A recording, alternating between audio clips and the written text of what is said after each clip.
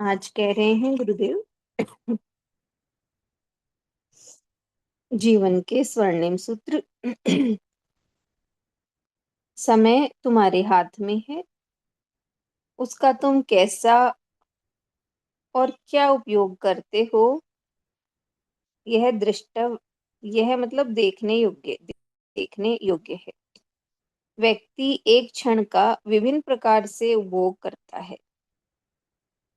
उसी क्षण में कोई पुण्य कर्म का बंधन करता है तो कोई पाप कर्म का।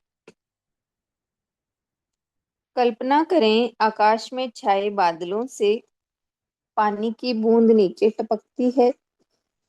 अगर वो धूल में गिरे तो धूमिल हो जाती है। वही बूंद केले के गर्भ में कपूर बन जाती है। सर्प के मुंह में जाकर जहर सीप के संपर्क में मोती बन जाती है। यह तुम्हारे हाथ में है कि तुम समय में क्या पाते और क्या खोते हो। यह बूंद अमृतमयी हो कि विषमयी, ये तुम पर निर्भर है। मेरे प्रभु, विष विष पाई तो हम जन्म जन्म से होते आए हैं।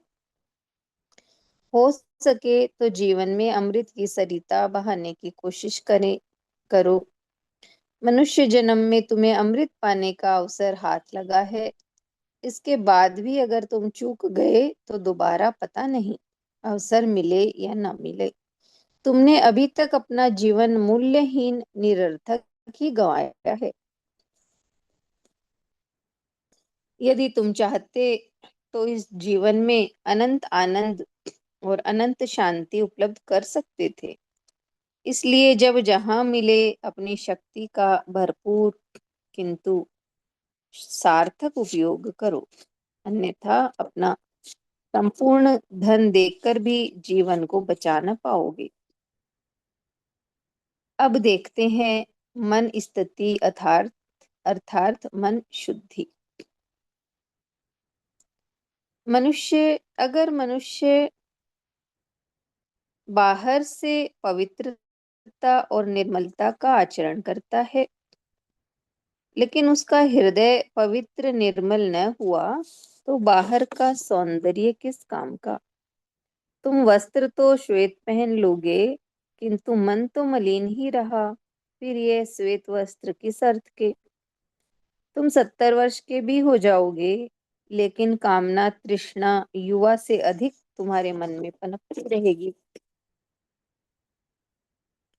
मुझे याद है, एक गुरु और उसका शिष्य एक गांव से दूसरे गांव जा रहे थे। गुरु आगे और शिष्य पीछे चल रहा था। रास्ते में नदी आई। गुरु ने देखा कि एक तरुणी भी थी।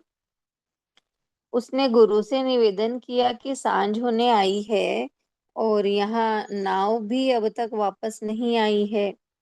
आप मेरे पिता के समान हैं, हाथ पकड़कर नदी पार करा दे ताकि मैं घर पहुंच जाऊं। अकेले नदी पार करने में भय लगता है। वृद्ध संत आग बबूला हो गए कि तुझे शर्म नहीं आती, एक संत का हाथ पकड़कर उस पार जाएगी। मैं नहीं ले जा सकता, मेरी तपस्या भंग हो जाएगी। पीछे पीछे युवा शिष्य आया। युवती ने उससे निवेदन किया।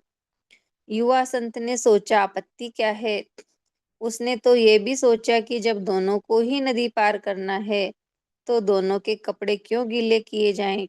युवा संत ने युवती से कहा, बहन बैठ जा कंधे पे, दोनों को पार जाना है, मैं तुझे पार पहुंचा दूंगा।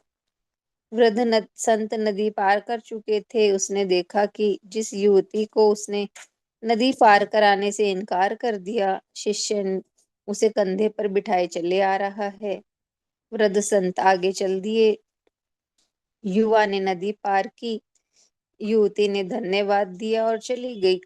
युवा संत भी अपनी राह वृद्ध संत के पीछे चला गया। थोड़ी दूर जाकर दोनों मिले।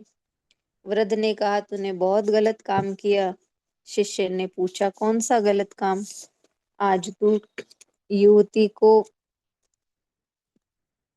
कंधे पर बिठाकर ले आया। कौन सी युवती? अरे मूर्ख, जिस युवती को मैंने हाथ लगाने से इनकार कर दिया, तो उसे कंधे पर उठाकर लाया। वृद्ध संत नाराज हुए। गुरु क्षमा करे, मैं तो उस युवती को नदी किनारे ही उतार आया। लेकिन आप 3 मील मील चलने के बाद भी उसे ढो रहे हैं। निगाहें, दृष्टि, विचार मन का निर्मलीकरण, पवित्रीकरण जीवन का राजद्वार है।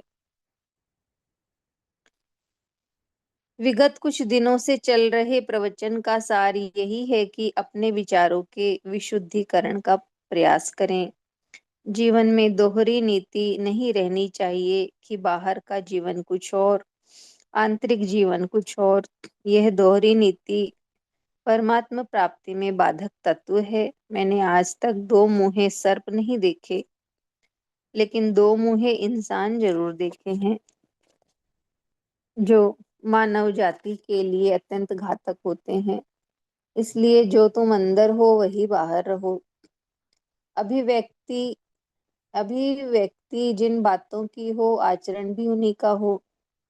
अगर तुम्हारे अंदर बुराई है तो उसे ही प्रकट करो।